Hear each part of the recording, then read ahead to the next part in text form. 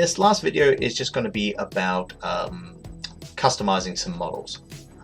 If you want to record your own battle reports, maybe you want to use models that you've made or imported, I'm going to show you about that in just a moment. But this here is Blender. Blender is a freely available 3D modeling program. Essentially there's a couple of ways you can go about this. If we wanted to have, let's say, a space marine, I'm going to add a mesh, I'm going to add a cylinder here, press 1 to rotate in this direction. I'm not really going to take you through how to use Blender. There's a lot of tutorials that already do that, but Blender's good, and if you spend a little while just getting used to what's in it, you can make some pretty cool stuff. So you can make bases like that, you can move objects around, you can edit them, you can slice them up, you can select faces and extrude them out, or you could select faces and just move them. Things like that. So you can build all sorts of models that you want to. I'm currently working on a series of sort of vapor wavy looking custom models, which I'll show you here. Open recent. I want the Galatus. Here, made a vaporwave laser light sword dude.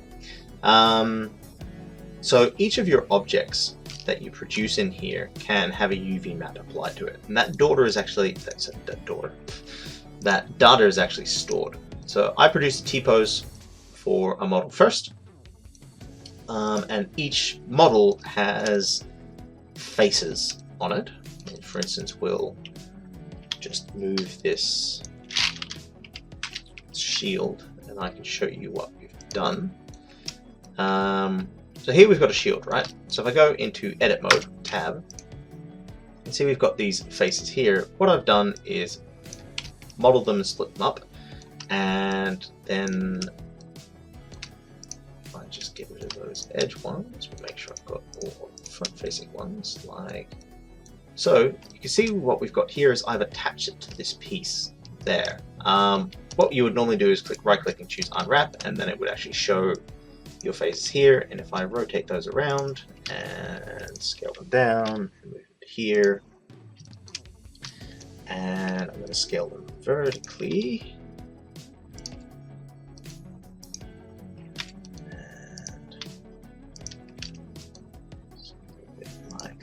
that, and scale them in a bit like that. Oh, look, we have a new texture on the front of our shield.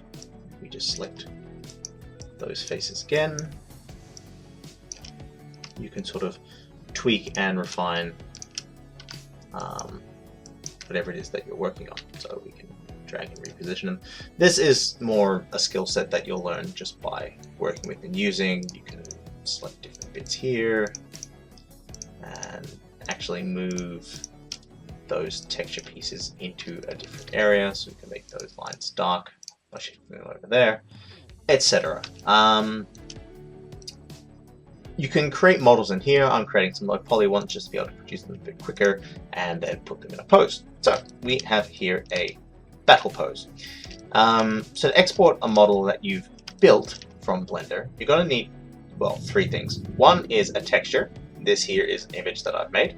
The second part is the collection of objects which make up your model. And the third part is you're going to need a collision piece. This lets everything know how to actually bump into the model that you have. So the battle pose here doesn't actually match that, so let's fix that up. Go up to the top. I'm going to rotate you, press G, go to the side, rotate you, go to the front, ballpark this a bit. You don't need it to be perfect, it just needs to be in roughly the right position. Cool, and then G and down, and back to the top, and rotate you like that.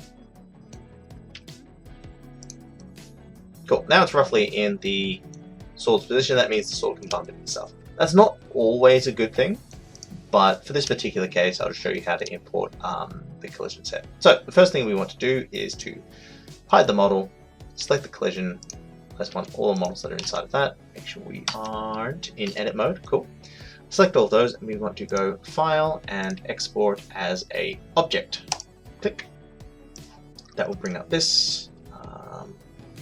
Just going to push up. We're going to make a new folder, and we're just going to call that test. And we're going to call this Galatus _ vision as an object. Make sure selected only.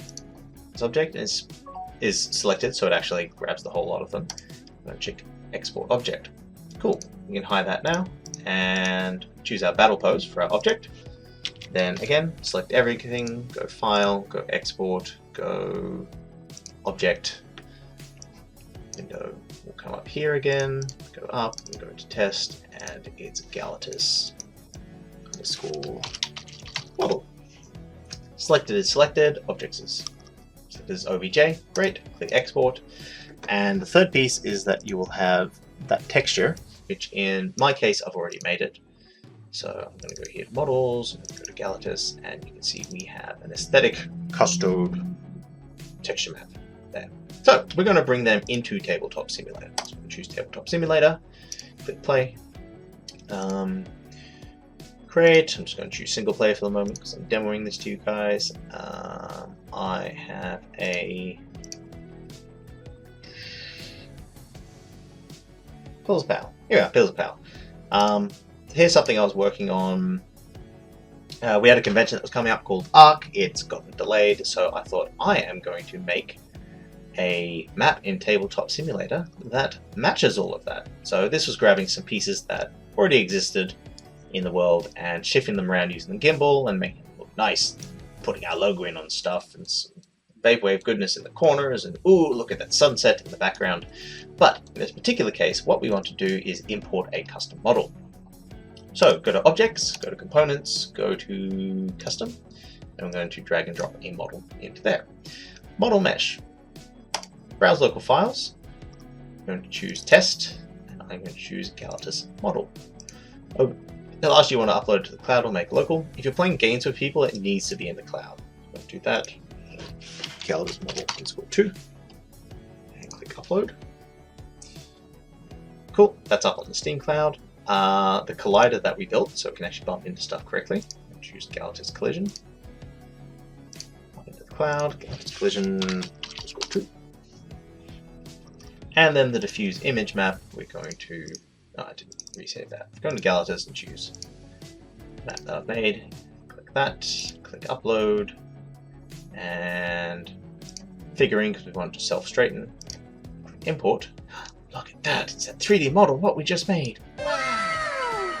I find it's a bit shiny to look really glowy, so I'm going to right click on Custom, choose Material. It's currently set to plastic, let's set it to cardboard so it loses all the reflectivity and we can kind of see the edges of it. It's up to you how you want to do that.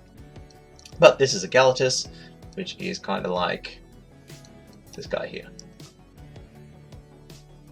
So we might need to resize it. His base is just a little bit big. I didn't build it with the base size being perfect in mind, but there we go.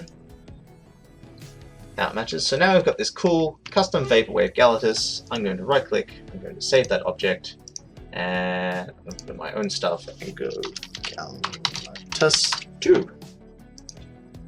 Groovy. So now I've got this custom object, which other people can see as well. So if I go to Objects, Save Objects, my own folder. See, we've got the Galatus, we've got the Achilles. That one may not have been set to figurine. Can this guy tip over? Yeah. It doesn't insert him to the floor. However, there are some cases where you will have some models. So for instance, 40k packs, what's one that I know it happens with? What we do, we've got Space Marine Supplement Units, Primaris, and Extras Recolorable. That's probably one. Cool. Actually, I'm just going to open this directly. Show you how to set this up. I hope you're on Fiverr or NBN. As you can see, these are by default ultramarines. But if we want to retexture something, you can see here we've got 12 land speeder textures. Well, what we can do is Ultramarines. Okay, good. They've got the textures on those, which is great. But if you've got an object which should have a texture but doesn't, you can actually steal them off other objects. So we can go to model, we can go to fuse image, highlight that, copy it, go to this one, right click custom, fuse image and paste, and there we go. Now we have a Blood Angels object. Sometimes it will look a little funky. So if I paste the image onto that, it doesn't quite line up. In fact, actually, you've got these flesh heads right on the corner. That's because the UV maps weren't built for each other. But you may be able to find, for instance here, a bike. This bike texture, but we want it on this model. So if we right click that and go custom, diffuse image, copy that, right click on that, custom diffuse image, paste, and import, there we go. Now it's the right one. So you can see that even though this model isn't that model, this model was probably built by expanding this original bike, and they're using and sharing the same texture. So in doing so, you can just kind of sometimes share things across different models like that. Sometimes you can't. They've got to kind of be built for it. But like for instance, we've got Tech Marine and we've got an Apothecary. The Apothecary doesn't have alternate texture for a different army, but we might be able to steal one from something else. So if we want to say a Imperial Fist, we might actually be able to take this guy's texture, and enough of it might line up that we can put that there, click import, and cancel. No, that one doesn't quite work. Let's try something else. What about the Librarian? Does the Librarian line up? In fact, that one won't work because... Okay, still doesn't line up. You might be able to get the colors in the right spot. Generally, it's just a way to be able to mark models. It'll vary between things what will actually, you know, work for you. You might have to fish around. If you've got Photoshop or something, you might even be able to simply recolor it yourself. Because, yeah, you might even be able to recolor it yourself. So for instance, if we went here and we right clicked custom and we went to fuse image and we copied that, then we go into our web browser, we open up a new tab, we go paste. There we go. A bunch of Space Marine parts. And so then you could go through and all of the use, you could change them to your own custom chapter and change the colors of all the parts and things like that. And there's a lot of work that could go into that. But if you're not able to paint at the moment and you'd like to be able to make a custom chapter or a custom army or something, that's definitely one way to be able to do it. The other part is building your own terrain tables. You can bring stuff in from other maps.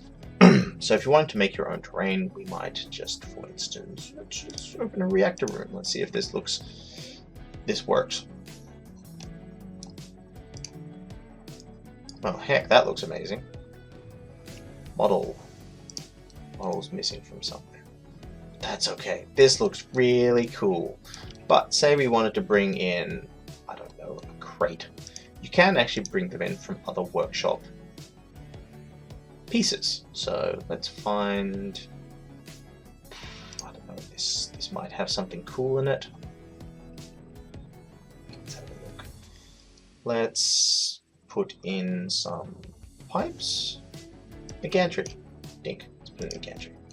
Cool. Now it's already locked, so it's in the wrong position, and it's sometimes really annoying to turn on the physics for models. So you may remember we had this gimbal. I'm going to choose this one. Its rotation along the Y, is it Y-axis? Yes, with Y-axis, great.